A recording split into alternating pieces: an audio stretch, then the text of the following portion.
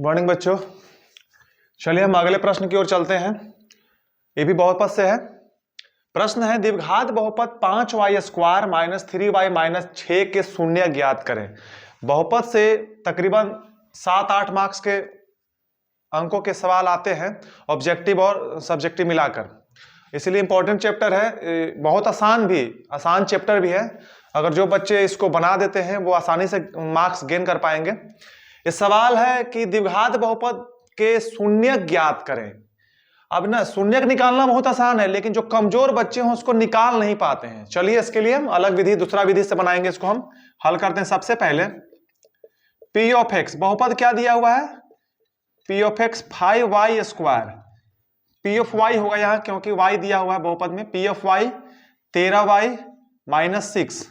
हम गुणनखंड विधि से इसको नहीं निकालेंगे, हम डिस्क्रिमिनेंट विविक्तर से निकालेंगे, इसको डी से निकालेंगे। सबसे पहले हम यहाँ y² कोफिशिएंट कितना है? a का मान कितना है? 5, b कितना है? -13 तथा c कितना है? -6। ठीक है। अब सबसे पहले इसका हम d निकाल लेंगे। d बराबर फॉर्मूला होता है b² माइनस 4ac। ये डिस्क्रिमिनेंट, इसको विवेचक बोलते हैं, विविक्तर बोलते हैं। ठीक है ना। b का मान दिया हुआ है -13, 13 का स्क्वायर माइनस 4 इंटू a का मान 5, c का मान कितना? -6। ठीक है। 13 का स्क्वायर कितना हो जाएगा? 169, 169। माइनस इंटू माइनस प्लस, 5 को 20, 6 का 120। ठीक है, समझ में आ रहा होगा। 982। हमारा दो जोड़ने पर d का मान कितना आया? 289। और ये होता है 17 का स्क्वायर, है ना। 17 का स्क्वायर होता है। अब चलिए हम इसका शून्य निकालते हैं। इसलिए x बराबर -b plus minus root under d/2a। आप यहां पर b² माइनस 4ac भी लिख सकते हैं, चूंकि वो उसका किसका वैल्यू होता है? d का वैल्यू है, इसीलिए हमने क्या लिख दिया? यहां पर d लिख दिया। b का मान कितना दिया हुआ है? -13।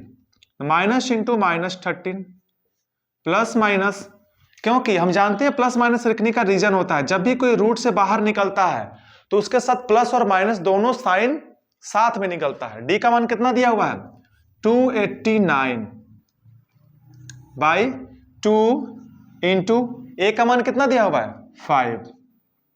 समझ में आ रहा होगा। माइनस और माइनस क्या हो जाएगा? Minus into minus plus, plus minus 289 का वर्गमूल कितना हो जाएगा? 17 और 5 दूना 10। x को लिखते जाएंगे बारी बारी से। अब आगे चलते हैं।